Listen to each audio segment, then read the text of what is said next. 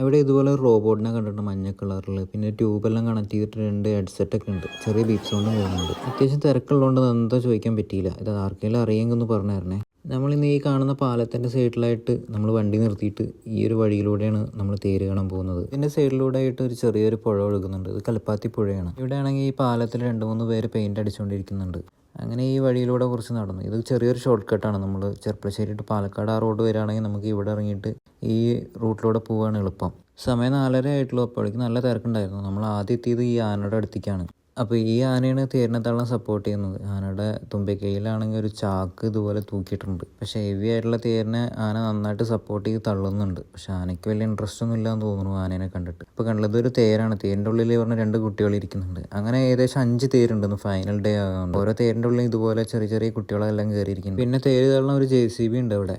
അങ്ങനെ കുറച്ച് സമയത്തിന് ശേഷം ആന ഒരു തേര് തള്ളാൻ വേണ്ടി പോകുന്നുണ്ട്.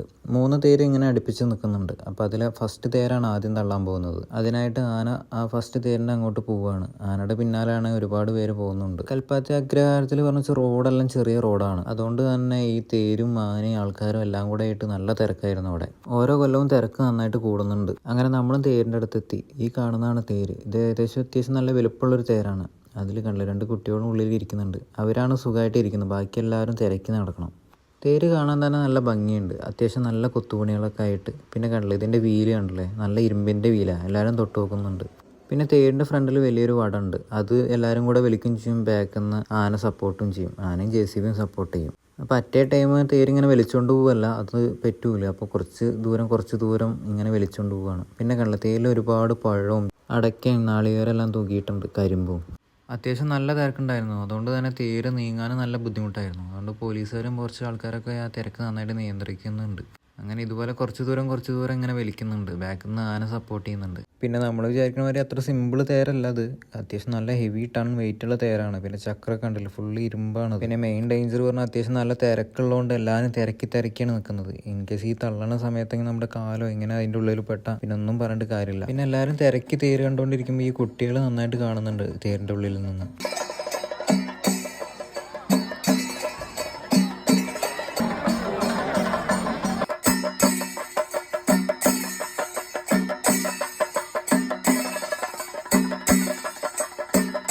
കൊട്ടുകാർക്ക് പോലും നേരം പോലെ നിന്ന് കൊട്ടാൻ പറ്റുന്നില്ല, അത്രയും തിരക്ക് കാരണം. അവരോരോ തേരും കഴിയുമ്പോൾ അവർ മാറി വരുന്നുണ്ട്. അങ്ങനെ കണ്ടില്ല ഇതുപോലെ തേര് ഇങ്ങനെ നീങ്ങി പോകുന്നുണ്ട്.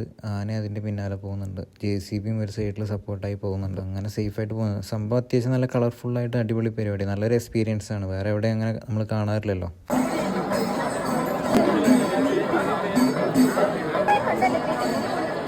അങ്ങനെ നമ്മൾ വേറെ സെഷനിലോട്ട് പോയി. അവിടെ ഈ ഒരു ആനയാണ് തേരിനെ സപ്പോർട്ട് ചെയ്യുന്നത്. അതും അത്യാവശ്യം നല്ല വലുപ്പമുള്ള തേരാണ്. അപ്പോൾ ഇതുപോലെ ഇങ്ങനെ വലിച്ച് പോകുന്നുണ്ട്. കുറേ പേരുണ്ട്. ഇതിൻ്റെ പിറകെ പറഞ്ഞു വെച്ചാൽ ഒരുപാട് ആൾക്കാർ വന്നുകൊണ്ടിരിക്കുന്നുണ്ട്. നമ്മൾ അങ്ങോട്ടും ഇങ്ങോട്ടും നേരെ ക്രോസ് ചെയ്യാനൊന്നും പറ്റില്ല. നമ്മളൊരു സൈഡിൽ ഇങ്ങനെ സേഫായിട്ട് നിൽക്കുന്നുണ്ട്. പിന്നെ ഇവിടെ റോഡ് സൈഡിൽ കണ്ട കാഴ്ചകളാണ്. പണ്ടത്തെ സ്റ്റംബറൊക്കെ ഇതുപോലെ വിൽക്കാൻ വെച്ചിട്ടുണ്ട്. പിന്നെ ഒരുപാട് ടോയ്സും ഇതേമാതിരി ഉണ്ട്. ഒരു സൈഡിൽ ഇതുപോലെ ഗാംബ്ലിങ് നടക്കുന്നുണ്ട്. ഇതുപോലെ വട്ടം ഇങ്ങനെ എറിഞ്ഞിട്ട് ശരിക്കും 10 രൂപയുടെ ബിസ്ക്കറ്റിന് 20 രൂപയുടെ ഇത് എടുത്തിട്ട് എറിയുന്നുണ്ട് ആൾക്കാർ. പക്ഷേ അതിൻ്റെ തൊട്ടപ്പുറത്താണെങ്കിൽ ഒരു കപ്പിൾസ് ഇതുപോലെ ഇരുന്ന് പാട്ട് പാടുന്നുണ്ട്.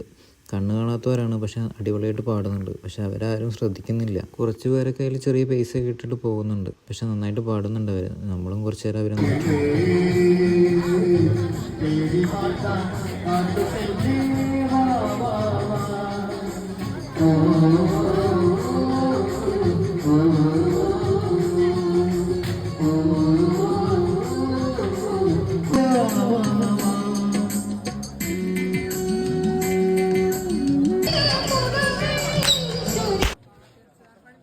പിന്നെ കണ്ടില്ല റോഡ് സൈഡെല്ലാം വെറൈറ്റി ടോയ്സുകൾ നിരത്തി വെച്ചിട്ടുണ്ട്. അത്യാവശ്യം നല്ല അടിപൊളി കളക്ഷൻസ് ആണ്. പണ്ടത്തെ പോലെ ലോക്കലായിട്ടുള്ള എപ്പോഴും കാണുന്ന അങ്ങനത്തെ ടോയ്സ് അല്ല. അത്യാവശ്യം വെറൈറ്റി ടോയ്സ് തന്നെ ഉണ്ടായിരുന്നു ഇപ്രാവശ്യം. അപ്പോൾ നമ്മളതെല്ലാം കണ്ട് ഇങ്ങനെ നടക്കുന്നുണ്ട്.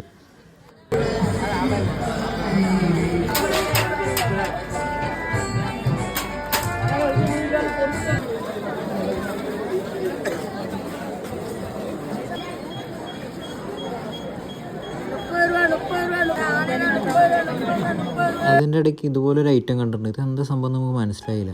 പിന്നെ റോഡ് സൈഡിൽ കണ്ടു ഇതേമാതിരി കുങ്കുമപ്പൂ വിൽക്കാൻ വെച്ചിട്ടുണ്ട്. അപ്പോൾ ഈ ഒരു ചെറിയ പാക്കറ്റിന് 30 രൂപ എന്നാണ് പറഞ്ഞത്. അപ്പോൾ അതൊരെണ്ണം വാങ്ങിയിട്ടുണ്ട്.